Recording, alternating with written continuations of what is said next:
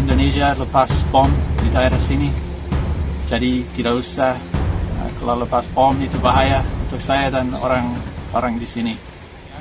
Kelompok kriminal bersenjata atau KKB menyebarkan video yang berisikan kondisi terkini pilot Susi Air, Kapten Philip Martens. Dalam video berdurasi 1 menit 38 detik tersebut, Philip berbicara langsung dengan kondisi dan perlakuan KKB terhadapnya. Selain mengungkapkan kondisinya, Philip juga memberikan pesan dari KKB untuk TNI maupun pemerintah Republik Indonesia di bawah pimpinan Presiden Joko Widodo. Indonesia lepas bom di daerah sini, jadi tidak usah kalau lepas bom itu bahaya untuk saya dan orang di sini.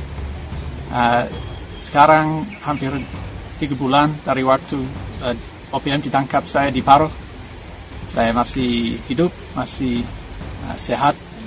Saya makan yang baik, minum yang baik. Kombes Doni Charles, Kasatgas Ops Damai Chartens membantah pernyataan Philip yang menyebut TNI akan mengebom markas KKB.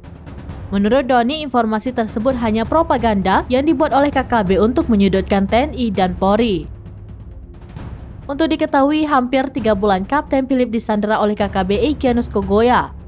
Kapten Philip Martens disandera KKB sejak 7 Februari 2023 lalu. Hingga kini keberadaan pilot berkewarganegaraan Selandia Baru tersebut belum diketahui.